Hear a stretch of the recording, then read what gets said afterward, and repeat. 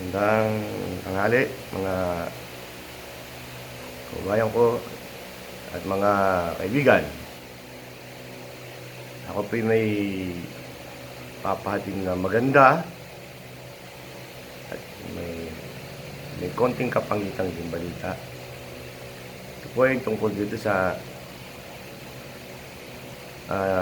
pandemya na naranasan natin. Kasi po, napakaganda po nung nangyari doon sa nagawang gamot ng Pilipino na yung isang konsepto ng gamot, tatlong klaseng gamot na kinungkok ni Dr. Pabunan yun Ruben H. Pabunan, na yung dexamethasone, akala nyo bang ilagay, kinopya ng UK, kinuha yun, tapos ginamit sa trial, at akala nyo ba sabing breakthrough?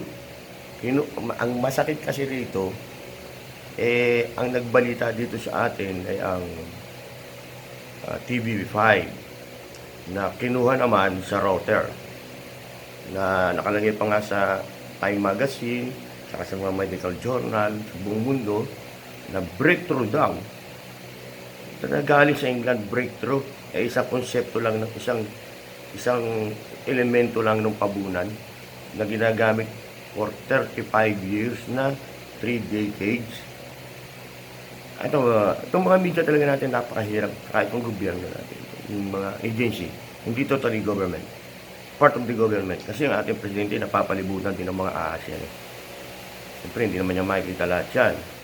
Pero ang presidente, sa puso niya, nakita naman natin na talagang yan yung mga nakaikot.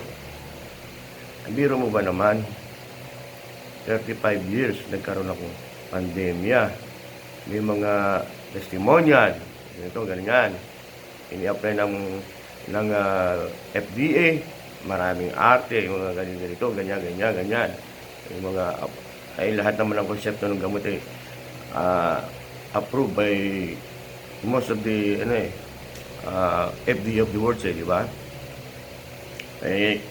Patent pa nga sa Amerika.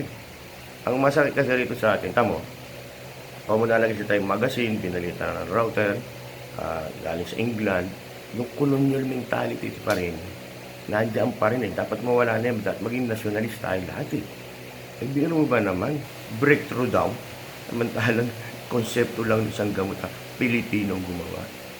Kasi ang hirap sa ating mga Pilipino, masakit man, masyado nating minamalit yung ating lahi Sino ba naka-invento ng pinakamagaling na antibiotics?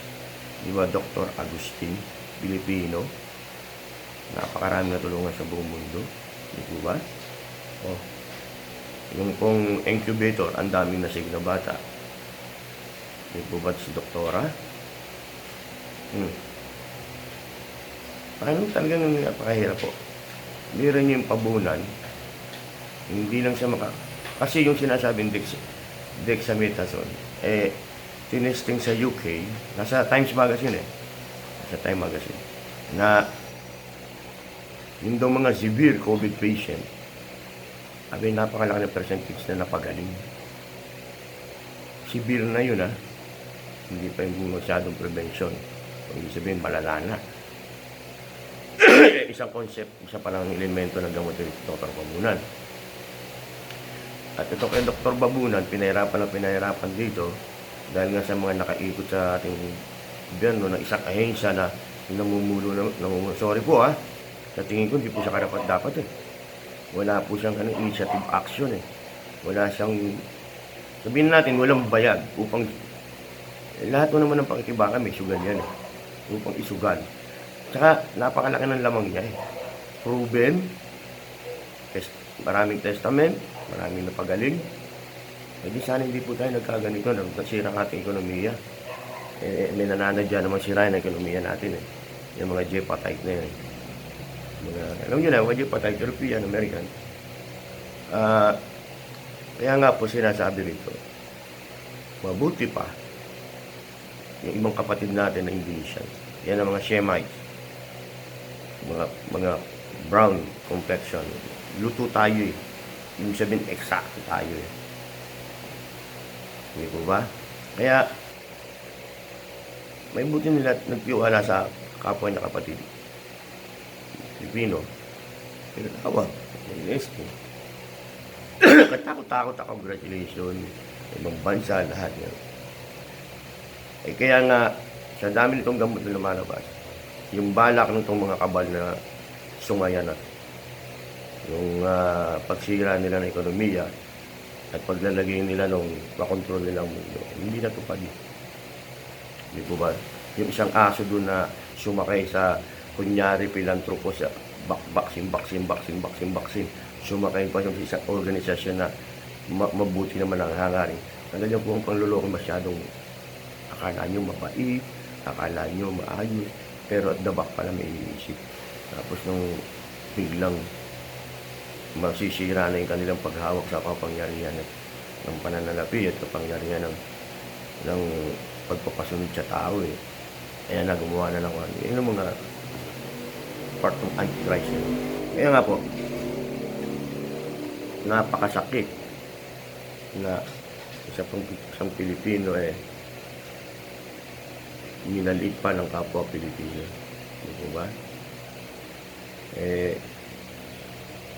yung kay Dr. Pabunan, tatlong konsepto. Di po ba? Pampalakas, pangontra, at panggamot. Di po ba? Propane, pampalakas, pangontra, wala yung isa eh. Pero yung isa yung panggamot, dexamethasone. Kaya, talagang ang history po ng mundo talagang nakatali dito sa atin eh. Kasi this is the land of creation eh. Dito nagsimula lahat eh. Di po ba si Rizal? Yung kanyang ultimo Diyos, the loose paradise. Di ba? Kaya, tama naman si Dr. Jose Rizal. Hinahangaan sa buong mundo. Si Presidente Marcos, hinahangaan sa buong mundo. Si President Digong, hinahangaan sa mundo. Ay buti pa nga sila, hindi natin kalahin, hinahangaan tayo, palahi na tayo. Wala tayong inisip rito yun. Lalo na yung mga sakim at mga gahaman. Wala nang inisip kundi manira. Manisip. Isang manisip, isang manira. Umisip ng magaganda at magtrabaho na ikaayos. Di ba ba? Kaya, hindi talaga nanghihinayang. Dapat po ang gobyerno natin ang kikita doon eh. Dapat yung si Duque talaga, alisin na yun. Meron nyo, ang ganda ng kondisyon ng mga pabunan, hindi naman mga sakim. Hindi nga hihingi ng malaki ng royalty. Malaki basta magamit lang ng Made in Philippines. Aba, wala, ginawa na lahat ang gagawin ng mga grupo nila pagpabunan. Talagang matigas ang mukha nito, kapang nito si Duque. Siguro, kaya ko lang hindi ko pinagbibintangan na baka, alam niyo na yung mga labi. Kaya po, pero kumikilos pa rin ang Panginoon. Di ba? At least, brother natin, Indonesian, Asian pa rin. Di ba? Tapos itong mga J-Fight ito, mga European ito, kinuha yung isang klase ng gamot na nandun sa tatlo. Siyempre, alalaman nila kung ano. Hindi lang nila alam pag-mimix eh. Tapos, dinrest nila sa sa COVID patient nila sa UK. Ang daming napagaling. Sa Time Magazine po, ito po hindi chismis. Facts po ito. May mga data po sila at sinambot ng ibang mga media. Siguro po naman hindi istorya lang. Kasi hindi po ito panahon ng istorya eh. Ito po yung panahon ng pagtutulungan dahil sa mga makademonyong isip na nagpalala nito eh. Na nagtuturo ng iba. Sino tinuturo? Shemite din. Kapatid rin natin. Di ba ba? Dito pa sa Asia. Magugulo sila. Mangangangkam sila ng hindi pa sila nasiyahan sa pinamana sa kanila. Gusto pa nila kunin ng kay Ham at saka kay Shem. Asia and Africa. Doon lang sila sa Europe. Doon sila niya. Di ba ba? Kaya nga, ay nako. Ang maganda po doon, at least yung idea at yung unang nakapag-post niyan, Shemite pa rin Pilipino. Di ba ba? Kaya itong mga Jepite, wala nitong ginawa, kundi mga mukha, manggaya, kumuha ng mga talento. Di ba ba? Mandaya. Yan. Kaya, bakit? Kaya lang po, putang masakit itong ating mga kapatid na nag-aaral sa universidad nitong mga puti na to. Siyempre itong mga bugok, tingnan niyo po yung ating history. Kung sino yung mga namuno na nag-aaral sa mga Europe na yan, sa Amerika na yan. Siya pa ang mga wangbo. Di ba? Si Presidente Marcos, di ba? Dito lang sa Pilipinas. Di ba? Kaya magaling talaga. O inahangaan nila ibang mundo. Ibang mundo. O si Dr. Jose Rizal nga. Bagay si Dr. Jose Rizal, nagdal-aral sa mga European. Kasi iba naman ang balak na. Pero based ang kanyang education sa kanyang nanay at dito sa Pilipinas. Di ba? At siya naman ay nagkaroon ng mga rebulto o pagpupugay sa iba-ibang panig ng mundo. Yun. Kaya sana pag tayong colonial mentality, hanggang-hanga tayo sa mga puti. Hanggang natin ang ating lahi. Pagkat nandito po ang may mga puso, may dunong, at may takot sa Diyos. Nandito po sa atin, sa Asia. Kaya nga lang po tayo inilagay sa puso ng Asia. Hindi niyo po manapapasin. Palibasa po yung Gentiles ang Asia. Kasi hindi naman po sila na convert sa Christianity. Pero may sinasamba pa rin silang one God. Di ba ba? Yung mga Chinese, yung tinatanggap nila nun, iba ang sinasabi ko nun, yung mga ngahip, sila Allah. Tayo lang po naman, yung kaya naging Christian tayo, kahit yung pong napunta dito sa Pilipinas, ay mga lahi po ni Choktan, lahi ni Iber. Di po ba?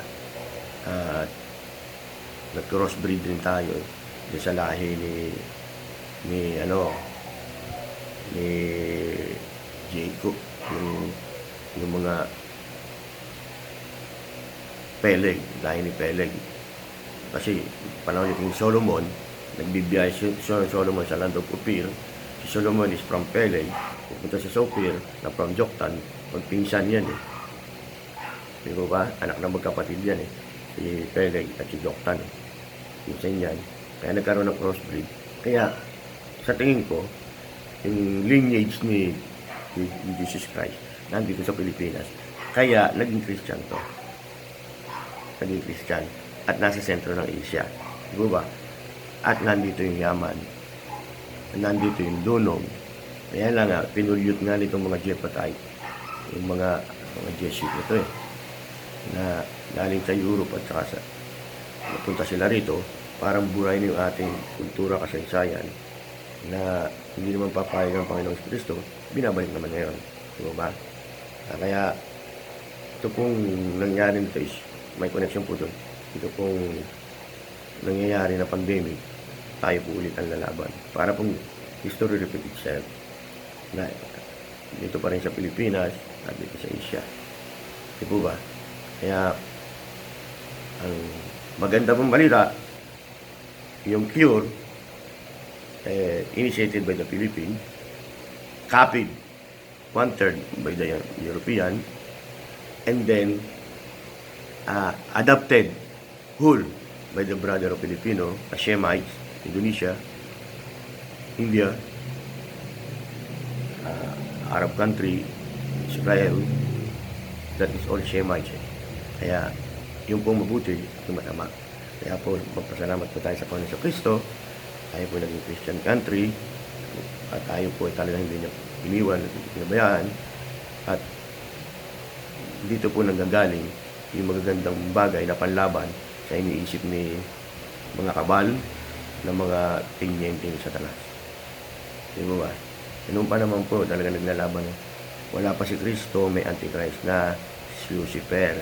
Kasi nung sabihin sa kanya ng Panginoon na ikaw ay lulunod sa isang tao, which is Jesus Christ, which is God. Ay tinalo siya ng kanyang pride and envy. Ganyan po yung mga puti. Masyadong mapa-pride at inggitero sa yaman natin. Hindi po ba? Ano nga po lang. Kasi nakasama ko rin sila sa trabaho eh. Credit grabber, sinungaling, at saka mahilig magngopya ng mga ng mga ideas. Tapos sasabihin kanila na credit grabber. Ayan po sila. Kaya salamat po tayo ngayon sa Kristo. Hindi na po tayo pinababayaan. At sa ngalan po ni sa Kristo, iniinom po natin. At sana yun po kami bibitawan. At alam po namin hindi na kami bibitawan. Sa lahat po natin pinasalamatan natin. Sa ngalan ni Jesus natin, Ama at ating Diyos. Salamat po.